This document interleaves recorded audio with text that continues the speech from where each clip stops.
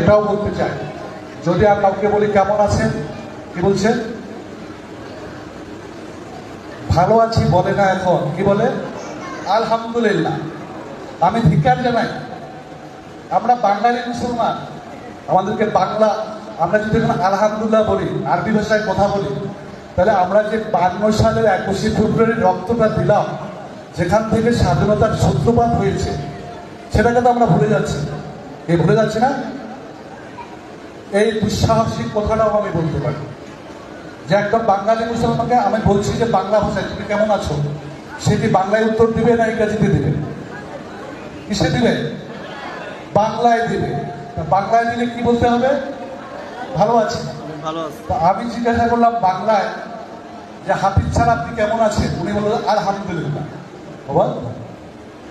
তাহলে আমরা কি বাঙালি? আমরা কি বাঙালি?